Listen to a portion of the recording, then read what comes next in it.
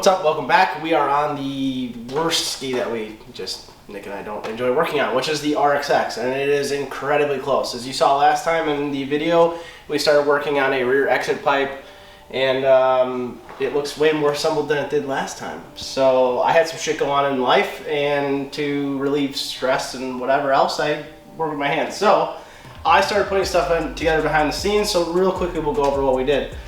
We did the entire UMI, which is powder coated black. It looks freaking mint. Okay, we did the original RXX finger throttle. Well, not really, I guess you can call it finger throttle, but it's nicer than a finger throttle. So we powder coated that bracket and then put the OEM throttle back on. We powder coated the single button holder. We powder coated the lever for the actual trim. The trim on this, it was a hydraulic trim, which is the factory RXX trim, and the trim on it was kind of messed up. It had leaky seals, whatever. So we put a manual trim on it. Well, it's still manual, but we put a mechanical trim on it that is not hydraulic, so it's cable driven now. I like it much better, it returns better, whatever. Some people disagree with it, but that's just what I like. So when we did that, we ditched the plastic hydraulic handle and we got a metal one. So it's nice that we were able to powder coat that. We got the hood assembly all back on, and it was off because, I think I stated in the previous video, but I went a little crazy on powder coat. I powder coated everything for the hood bracket, the actual hood bracket itself, the lever, or the rod that keeps it stationary, under all the brackets, like the bracket that goes in the hull, everything's powder coated. We did carbs, which I mentioned in the last video that we had done carbs, but we didn't show you them. You probably just saw in the B-roll that the carbs are there and done.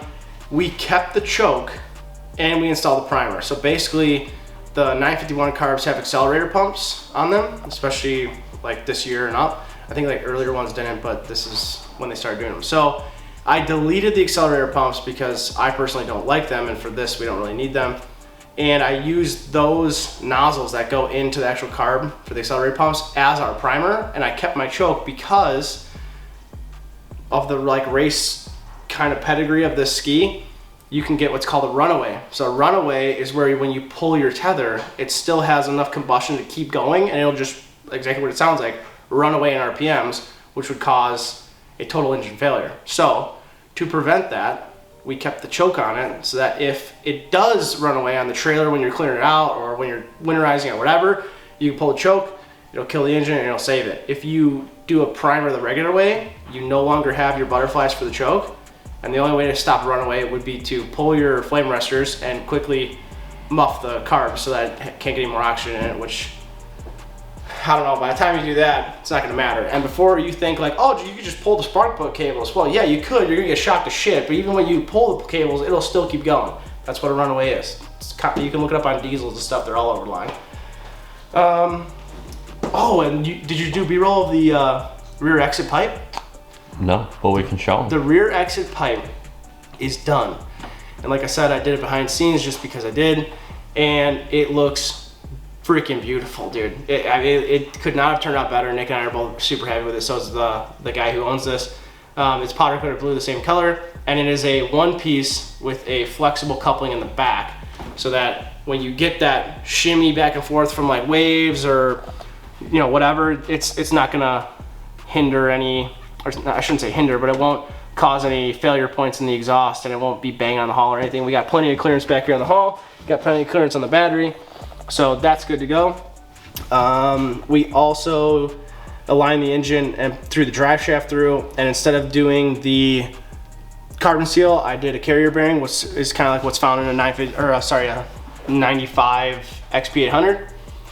Ran our fuel lines. Like I said, here's your primer line. Here's a nice brass primer tee. Goes into our injectors like I said before. So all this is run. We left enough slop so that we could pull the carbs up, put our pipe together, and get it in. So now we're going to circle back and fix the remaining backyard Bryan mess ups, whatever you want. There's worse words to call it, but whatever. So we have to finish wiring in the bilge pump because all the wiring was hacked up like you saw in the last one. Bolt a couple things down so that when we put the exhaust in, it's not buried. And then once all that's done and we do a check over one more time, then we can finally put the pipes in, and we're hoping in this video to do our first start. So without further ado, let's get to it. Ain't nothing to it but to do it. We buttoned up the interior, and we didn't mention it before, but we had to drill this out for, maybe we did, I don't know. We had to drill this out for a desk post, so this is all drilled out. New desk post is in. I don't think we filmed any of that day that we went through all the electronics and we found out that the desk posts had been depinned and swapped all around, did we? I think we mentioned it. Right, we just didn't film it. Yeah. That's all done. Batteries tied down, nuts are on the rear box, the bilge pump's wired up correctly, the rave caps are on. For right now, there's red rave caps on here, but I bought billet ones that are going to be powder coated the same color as the exhaust. So now we are ready to put our first piece of exhaust in. So I've mock fitted this a couple times, and the easiest way is to swing the carbs out of the way, put the PTO side exhaust together first, set it in the hull, which sucks, and then bolt it up, and then we'll put the carbs back on, and then the next pipe can be like set in and pushed in all together. So we're gonna lay some like pipe. A little bit of we're gonna lay some pipe. So we're gonna do like we'll put music behind it to cover up all my swearing, but we're gonna join the first pipe together with some soapy dish soap water. If that doesn't work, we will use some grease per the manual. Time to lay some pipe? Yeah, time to lay some pipe. Let's do it. There we go.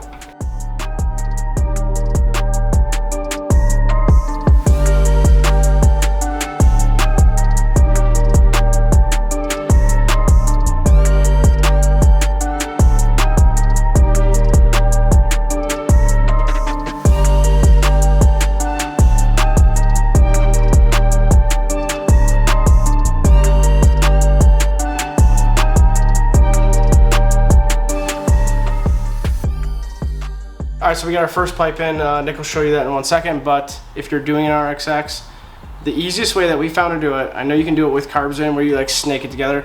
We're gonna put the B-roll in there with the swearing cut out, right? We'll put music behind it. Yeah. But the easiest way to do it is to put the manifold or the chamber pipe like together, and then we swung the carbs completely like kind of on top of the ray valves.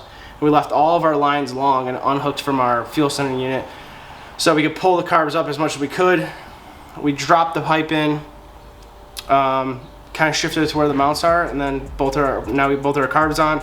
And then when you go to put the 4 Allen bolts that are holding the manifold onto the actual cylinder, you pull the manifold as far as possible and you get the top bolt first started. So it's straight, dead nuts, like it can't be angled at all because you're gonna strip out your cylinder threads. And then you start your left, like if you're standing over the ski like me, we started the left-hand bolt. After that, the 2 bottoms are just barely in there so they don't fall out on you and your gasket's in place, but you tighten the 2 bottoms last. That's the way that I found anyways. I know there's other ways of doing it. The manual calls it a different way, whatever, but. So, first pipe's in, we're gonna finish bolting up our carbs, put our choke cable back together, put everything back together, bolt down the carbs, put our 2-inch coupling on there, which is gonna suck now because we tightened this, my bad. So we're gonna do that, and then we'll move on to doing the second pipe. It's too much to show on camera. You need 2 hands. Like if you have 2 hands, it's much easier. Since I have Nick, then he holds the pipe while I swing things out of the way.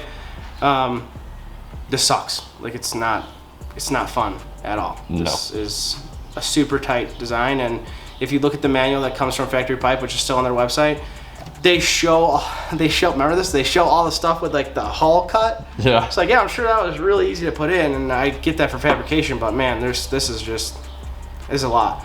So 1 pipe down, 1 to go, and then now we need to put our air cleaner and everything else on because the second pipe is gonna bury that, but we'll finish bolting up the carbs, throw the other pipe on, and then we will kind of do like vlog style, putting all of our fittings on, doing our plumbing, bullshitting with each other, whatever, and then hopefully start up and this can get the heck out of my shop. Out the door. Out of my shop. So that's the update, and here's how it looks. All right, well, I'm just gonna give you a small pro tip if you're doing an RXX, because I wrestled with this pipe with the way that the factory pipe directions, and Nick was about to cut the hull, mostly because we hate Dave. But here's what we did. I took a 4-inch clamp, like a hose clamp. I made sure that these were tight and they were screwed in so that they wouldn't get like bent or anything or possibly damage these bungs. And I slowly tightened it while applying the grease like they recommend, and we were able to pinch it shut. So now that it's pinched shut, we can just take our clamp off and move on to the rest of the exhaust. It's gonna come out a little bit like that. That's how it fits. That is normal. So that's it. Finito on the exhaust. We gotta do our water lines. Bolt back down a couple things that we loosened to make this work, and then we are gonna start this bitch. Oh. Why'd you whisper? Brah, brah, brah, brah, brah, brah. All right, see you in a bit. So the pipe nightmare's over. Everything's installed. Now all that's left is to put graphics on. I buffed this behind the scenes. If you haven't seen it already, we have a video on how to detail your jet ski, buff all the nasty faded gel coat away, and make it shiny new again. So check out that if you haven't. And we've also done a decal video, so I won't go through the steps of installing a decal. We're just gonna give you some nice B-roll of installing decals, and then once it's wrapped up, we'll push outside and give her a start.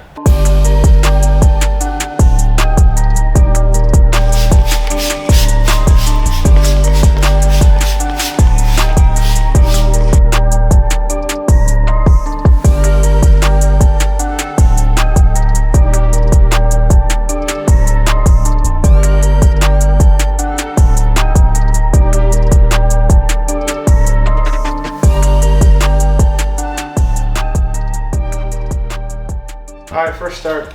You're a little more enthusiastic. My goodness. I don't want to be. I hate this thing.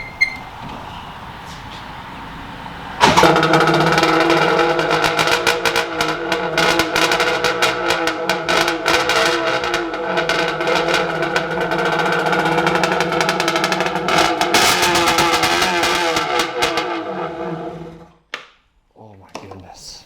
It's very smoky. There's a lot of premix in it. I'm at my wit's end with this thing from putting these swim pipes in. So, with that, this is the end of the goddamn video and the end of the series. We'll do a ride video on it when we go out to test it, but c'est la vie. Thanks for tuning in, and we'll catch you on the next one. Peace out. All right, go ahead.